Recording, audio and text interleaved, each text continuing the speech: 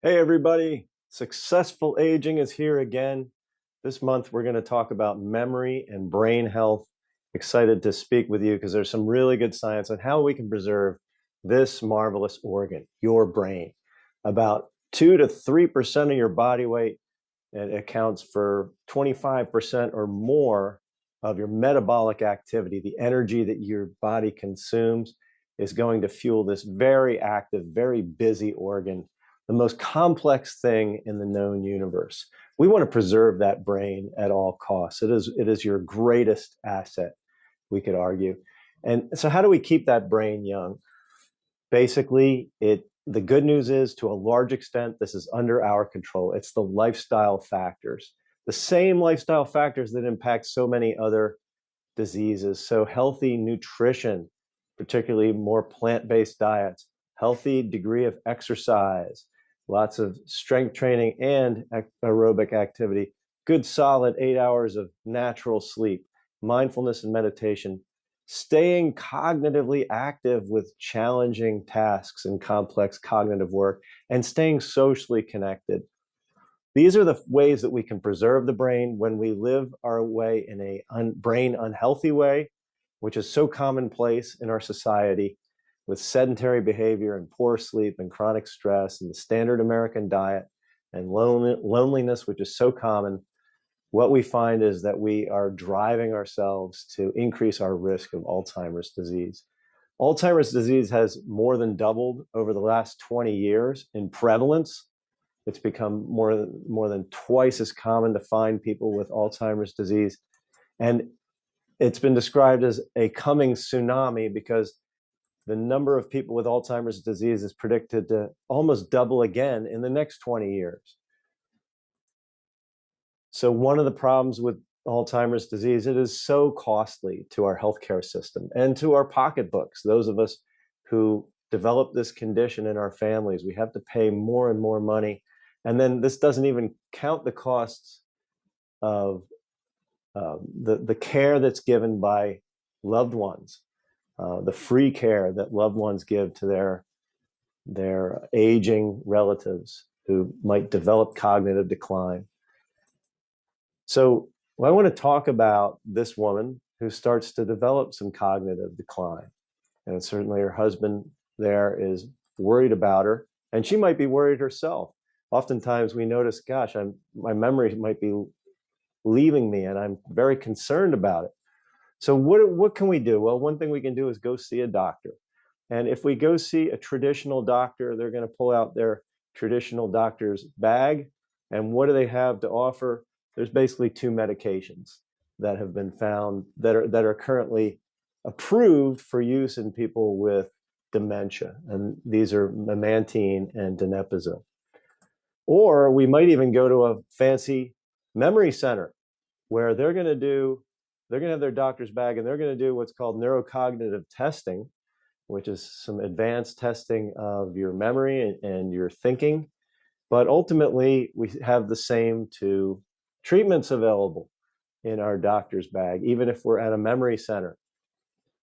So unfortunately, the pharmaceutical avenue has not been as helpful for this disease as it is for some other diseases. And in fact, you have even major pharmaceutical companies pulling out of any more research on dementia medications because of just failure after failure after failure. We have had a couple get approved recently, like this very expensive drug called Aduhelm and one other. But unfortunately, these drugs, despite all the cost, do not seem to work. And so it is probably not going to save you or prevent the dementia from progressing. And the reason is because they don't really affect the pathways by which we develop Alzheimer's, or at least they don't affect these 4 pathways that we know are so important in the development of Alzheimer's and dementia.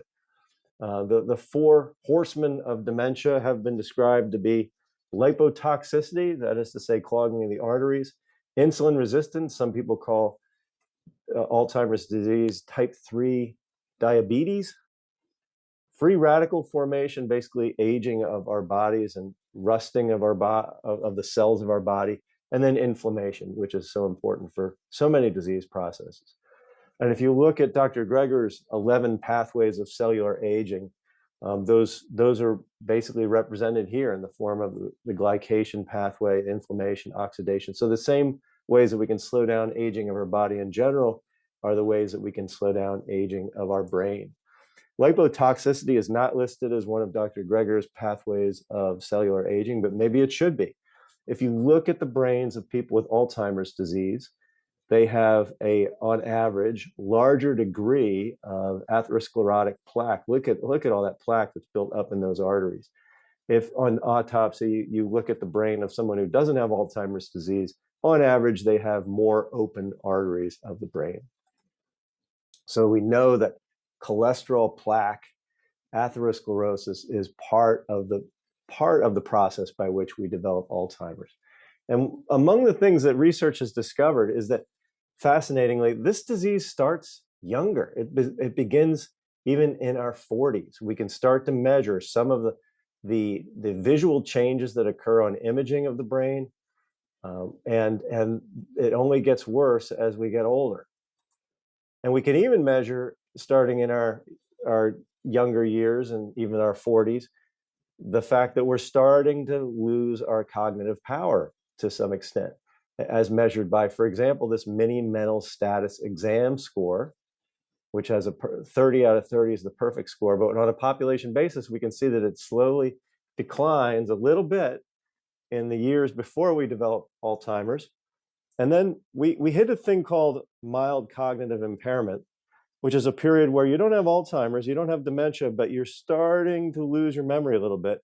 And then there tends to be a little bit more rapid progression of Alzheimer's disease. And it can certainly lead to our eventual demise. So in the earlier years, we can see the brain changes. We often can't measure much of a difference in an individual. You might notice, though, that you're not quite as sharp as you used to be. And this has been described as a stage where the patient knows, but the doctor doesn't. Oftentimes, the patient doesn't know. Mild cognitive impairment is where the patient does know, or at least the family members know. Somebody knows and has noticed that the memory is starting to slip. So this can take the form of a whole variety of things, being a little bit more forgetful, making poor decisions that you normally wouldn't have made. But you're still able to do all your activities of daily living. And so it's really when we start to lose our ability to do activities of daily living, we start to think of the diagnosis of dementia. It's because it's defined as cognitive impairment severe enough to interfere with everyday abilities. So we look at those stages on a typical person. You might have trouble remembering names, recent conversations, recent events. You might have what's called apathy, meaning you just don't get as emotional as you used to be, or you might get depressed. That's another common thing. As we get later, we start to have more trouble communicating. We get a little more disoriented, confused, our judgment slips. And then, of course, late is when we can even lose our bodily functions, like the ability to speak, the ability to swallow, certainly the ability to walk. So if this poor woman had gone to see a lifestyle medicine doctor instead, fortunately, in our doctor's bag of tricks here in lifestyle medicine, we have a bit more to offer. We have the pillars of healthy lifestyle. We have healthy nutrition. We have exercise. We have mindfulness techniques. We have natural, restful sleep. And we have healthy relationships, cognitive engagement. And yes, we also have the medicines, but we try to be a little more realistic. And we reach for them after we've tried lifestyle interventions typically. And so this can play out in a very tangible way in somebody's life, where the person going the traditional route can see progression of that dementia to the point where they might even die from severe degree of dementia in their 80s. Whereas if you go the lifestyle route, you really can slow the progression to the point where you're able to continue to function, you're able to continue to enjoy life and develop new skills and continue building stronger and stronger social connections. It can make a very big difference in our quality of life. So does the research really support this contention that lifestyle is such a powerful tool to prevent Alzheimer's disease, to prevent dementia? The answer is yes. We have studies like this one where we look at large populations of people followed for 5.8 years. And what they find, they've identified 5 different brain healthy behaviors. And they say those who have 4 or 5 of those healthy behaviors over this almost 6-year period had 60% reduction in their rate of developing Alzheimer's in that time. That's over 50%. That's a lot of agency that we have over this disease. So what are those 5 healthy lifestyle factors? One is a healthy, mostly plant-based diet. So the more we adhere to that, the lower our risk. We have physical activity, getting the 150 minutes a week of moderate intensity activity that we always recommend. Cognitive stimulation in the form of being in the upper 40% of staying cognitively active, not smoking, and avoiding excess alcohol.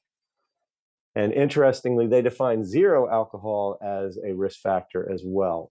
So that's somewhat debatable, but certainly excess alcohol is a contributor. So if we can live our lives in congruence with those 5 factors, we have strong evidence that we can reduce our risk of dementia by like 50%, by as much as 60%. And do foods really matter that much? So there's an interesting area of research, investigations looking at different kinds of diets: Mediterranean diet, MIND diet. So the MIND diet is a modification of the Mediterranean diet that emphasizes a little bit more the anti-inflammatory, antioxidant, fruits and vegetables, focus on green leafy vegetables, berries, nuts, olive oil, whole grains, fish, beans, poultry, and wine. So again, a little controversial, this idea that whether red wine actually preserves cognition. I think current thinking suggests maybe not actually, and it's probably better to be an abstainer of alcohol. So the MIND diet, big emphasis on berries. They do recommend fish at least once a week. And they say limit your dairy, limit your saturated fat, and be sure to eat your fiber and your beans or other legumes.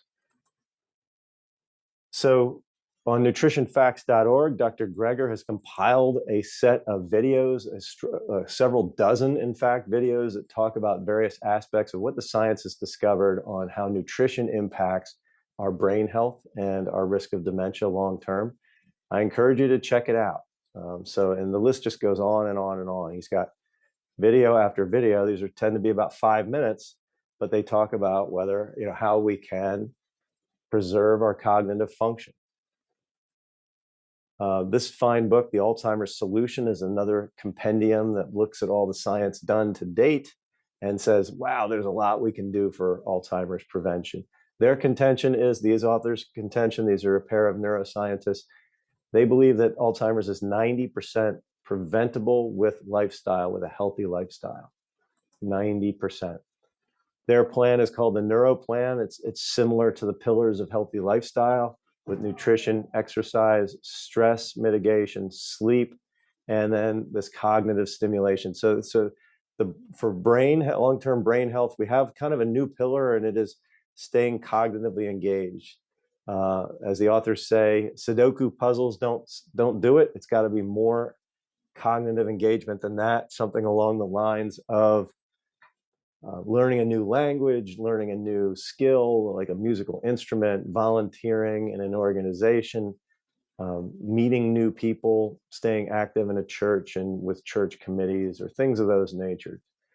Some foods merit particular mention. So the flavonoids, which come up month after month in this program, lower rates of memory loss, lower rates of cancer, and death rate as well. They say eat the rainbow of colorful fruits and vegetables. They are so powerful for brain health. So our berries are particularly impressive in the numbers that they post, the results that they show, particularly blueberries. There's multiple studies showing that blueberry consumption is associated with slowing and even reversing brain aging. Certain nuts and seeds may be helpful too, particularly flax seeds, possibly these other sources of plant-based omega-3 like hemp seeds and chia. And then Toxins.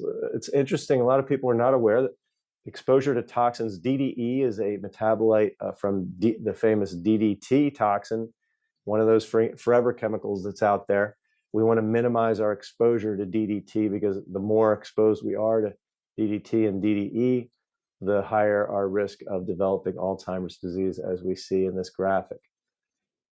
And how can we do that? How can we minimize our exposure to toxins like DDT, DDE, as well as PCBs and dioxin and heavy metals? And the answer is avoid meat in general, avoid especially freshwater fish, avoid butter, avoid fish in general, avoid dairy. These things are very high. Vegan diet's much, much lower in your exposure to this particular set of toxins: dioxin, dibenzofuran, and PCB in the collected foods. So plant-based diets mean less toxin exposure that we could also breathe it in no matter what diet you're eating. So it's you can see it in the exhaust pipes. It's in the form of this thing called, and you can see it from the smokestacks, as this thing called soot, or PM 2.5, particulate matter 2.5, these tiny 2.5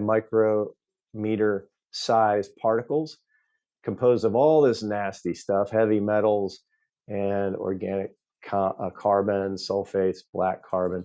It is toxic stuff. They're much smaller than the human hair. And the problem is they can get right into the bloodstream and cause widespread inflammation throughout the body. So there's copious research showing that PM 2.5 is thought to be a major contributor to heart disease, a major contributor to stroke, and a major contributor to dementia. In particular, we think the particles are actually tracking up the olfactory nerve. I mean, we can actually directly absorb them from breathing them into our nose. They go straight to the brain that way, but they also go the old-fashioned way, which is down to the lungs, through the bloodstream, and up into the brain, and throughout the rest of the body. So what's an antidote to this PM 2.5 causing inflammation, causing oxidative damage, causing dementia, causing heart disease throughout our body? And the answer is this magical chemical. And what is it called? It's called sulforaphane. So Dr. Greger has a wonderful video on the best food to counter the effects of air pollution, which I recommend. This is on nutritionfacts.org, but it's fascinating that you would never think it, but eating broccoli, especially fresh, raw broccoli, has been found to help detoxify some of these chemicals that we get exposed to. So my favorite source of sulforaphane is to actually sprout broccoli seeds. I do this every day. I've got a jar going at all times, and it's easy to do. And the reason I think that this merits mention is because broccoli is very sensitive to the shipping and the refrigeration, and you lose a lot of your ability to produce the sulforaphane in the broccoli as it gets picked in California or Arizona and shipped all the way to your home, and all those steps along the way. So this is a way of getting the concentrated source of sulforaphane. They say one bite of this is like having 10 to 100 bites of broccoli, a much more potent source. So you can grow these in a mason jar. This takes 5 days to go from seed to germinate, giving it the germination signal to where it's starting to fill up till the point where it's turned into these wonderful green sprouts that you can put on salad or eat, just eat by the forkful. Just try to get your daily dose of sulforaphane. It's anti-cancer as well.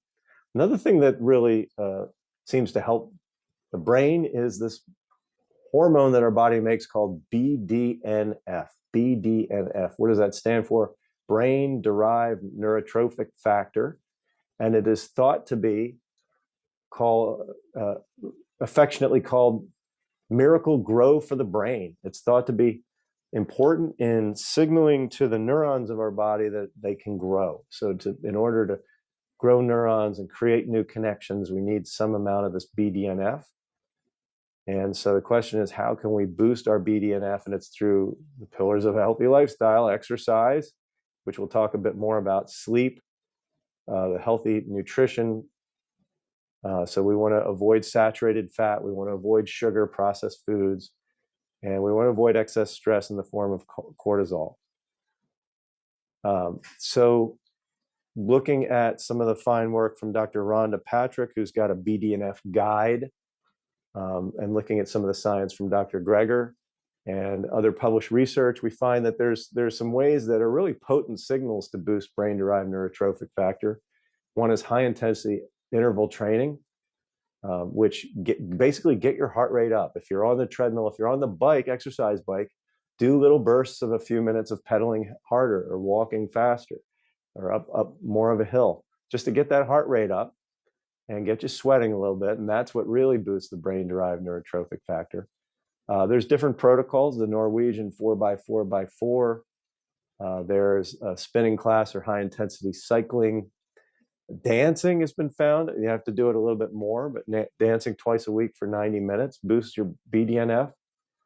If you do that for 6 months, hot tub or bath is thought to boost our BDNF, as is a sauna at a pretty high temperature, like 176 degrees Fahrenheit. Lots of research from Scandinavia on the merits of sauna, which we've spoken about in past months, but it can prevent, we know that it can not only boost BDNF, but also help prevent dementia. We talked about the kinds of foods. I didn't talk as much about nuts, cocoa powder, rye groats, particularly cocoa powder and rye groats, that is to say, rye berries that haven't been ground into a flour, have been found to boost BDNF.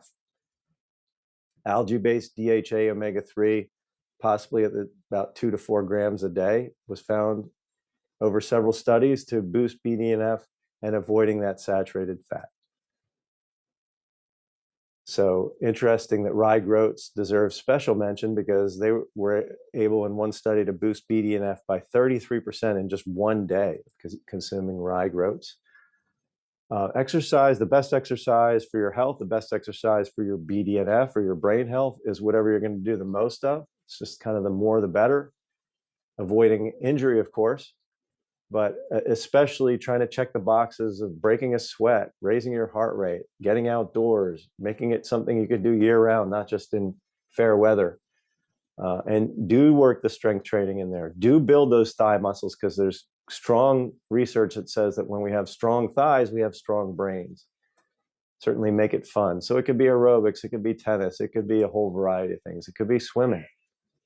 Group hiking, I like to check multiple boxes all at once. So getting outside, hiking, rucking, as these people are doing. They've got backpacks on, they're carrying some weight that adds to the exercise.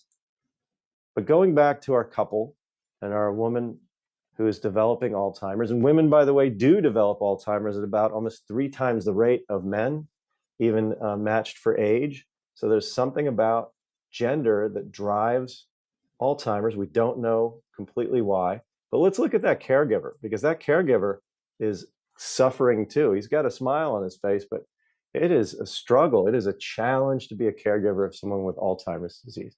High rates of depression, high rates of even suicide among caregivers of people with dementia. And then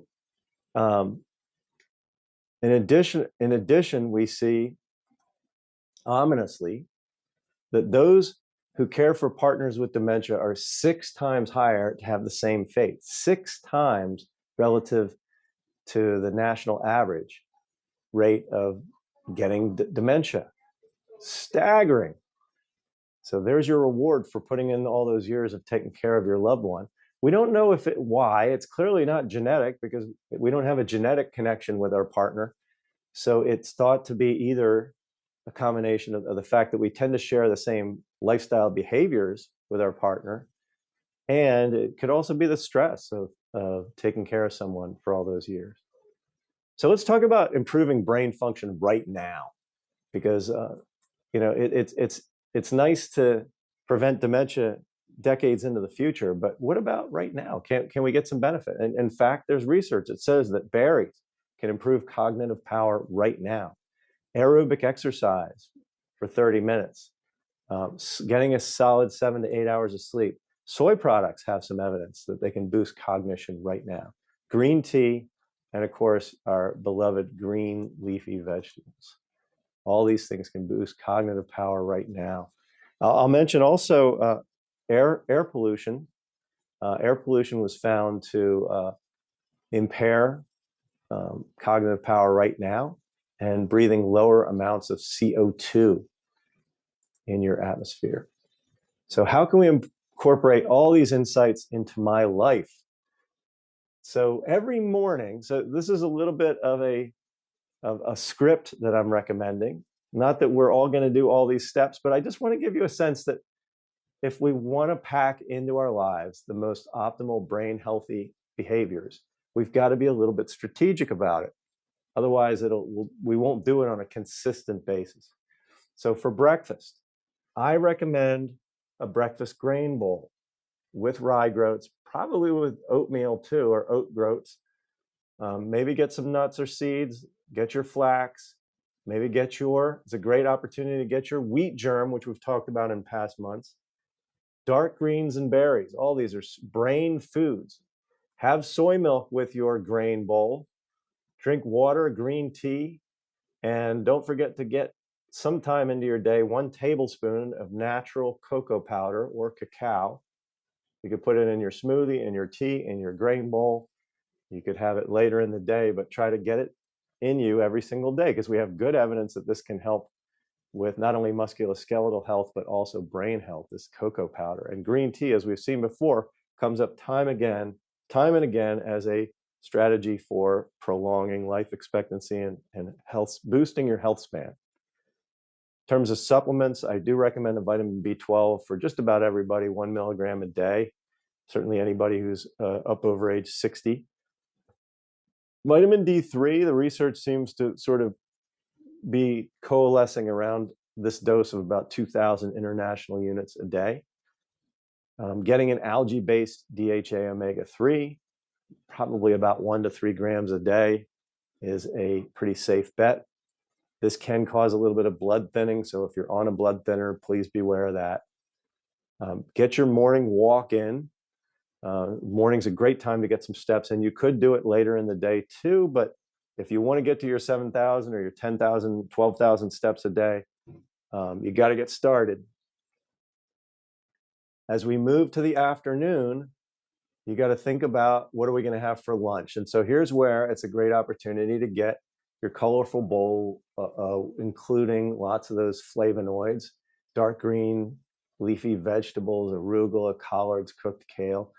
You're probably going to want to have some beans in there too, and probably lentils being the healthiest of the beans, so that you get the second meal effect, so that you're going to be not as hungry later in the day.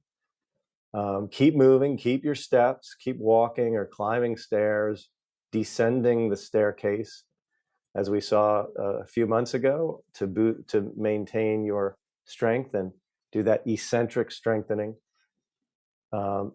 So during your workout, at least once a week, do short bursts of all-out effort. Get yourself sweating. Try to get it into your at least weekly activity to boost your BDNF. And remember to eat low fat, especially saturated fat, because it's just healthy for maintaining a healthy waistline. And one of the things we find in the research is that when we have a bigger waistline, we have a smaller brain. Literally, there's a strong association there. So keeping our waistline as slim as possible is another way to maintain cognitive power. As we get into the evening, what are we going to have for dinner? Well, maybe now's a good time to get your soy in. Maybe you had it at lunch for your bowl, but soy, which as we've seen is so helpful for vascular health and it's helpful for cognitive health, we think. Definitely having a bit more veggies and fruit. It's a great time to have berries for dessert, perhaps. Low calorie density means slimmer waist and a bigger brain. Walking after meals is a great way of lowering that glycemic load, lowering that blood sugar and insulin spike that we have after meals, and reduce our insulin resistance. I encourage you to try to work that sauna into your life at least 3 to 4 times a week. It could be afternoon, it could be morning, it could be here in the evening, but you've got to find a way to make it happen. If we want to do everything we can to save our cognitive health and preserve this marvelous organ you have and the top of your body, the brain, we got to schedule things like our sauna usage. Fasting is really time delimited feeding, where we're just not eating in the middle of the night. But I encourage you to consider trying to stop eating all calories from 7 p.m. to breakfast until next breakfast the next day, and having a consistent bedtime with some meditative routine, including perhaps journaling. So this brings us to your assignment. Every month we try to have an assignment. So one of the things you can do is measure your own risk of dementia. So I think we've given you some of the tools to do that. We want to have normal blood pressure. We want to have normal cholesterol. We don't want to develop type 2 diabetes. But in addition to that, so we can check our ApoE genotype. This has been described as the Alzheimer's gene, this ApoE gene. If you have this ApoE4 version of that gene, then that's going to drive our risk of Alzheimer's considerably. And if you have one copy of it, it can multiply your risk of dementia by 2 to 3-fold. If you have 2 copies of this gene, it can multiply your risk by as much as 8 to 10-fold. So that, not to say our genes are not our fate, is not to say that you are stuck with Alzheimer's if you have this gene. It just means that we've got to do a little bit more work. We got to work a little harder and really pay attention to these healthy lifestyle factors. Homocysteine is another factor that is thought to be involved with the development of Alzheimer's. So we want to have a nice low homocysteine level by having enough B12, enough vitamin B6, and enough folic acid by eating our leafy vegetables and other vegetables. Measuring inflammation with this test called HSCRP, or just C-reactive protein, is a powerful tool. There are things we can do to lower inflammation, as we have spoken about, and we'll speak about again in a couple months when we talk about superfoods and super nutrition, and of course the lipid panel, as we discussed. You can get at advanced cognitive assessment, so feel free to reach out to your care team and see if they could do a test like this CogniFit, for example, cognitive assessment battery test. It's a 30 to 40 minute online assessment that you can take yourself. And then Team Shirzai has their brain health assessment that measures how much are you doing the NEURO plan, which is free at this web address. And then we have our brain health packet. So I encourage you to go through the brain health packet. And this is basically a list of some information reminding you what are these brain healthy behaviors you can do. For example, one of the pages encourages you to circle all the behaviors that you're doing as far as that are brain healthy, and versus the ones that you're doing that are brain unhealthy, and see to what extent are you tipping the scale in the favor of preventing dementia on the left versus causing dementia here on the right. And then think about designing your day to be as brain healthy as possible. As we discussed, your morning, your afternoon, your evening, circle the behaviors that you plan to do and make them happen. And maybe it'll just be one circle at a time. The important thing is try to lock in these healthy behaviors so that they can affect your long-term outcome and not just be something you did once or twice a month or once or twice a year. So I think it's important to journal our behaviors. Write down every brain healthy thing you did for a week. This helps keep it in front of mind that certain behaviors are going to be much healthier for my brain, and I really want to get my daily dose of every one of these things. So we have a journal in that packet that you can fill out, share with your provider, and feel free to email myself your results. And with that, I thank you so much for your attention. I wish you a brain healthy future, and good luck.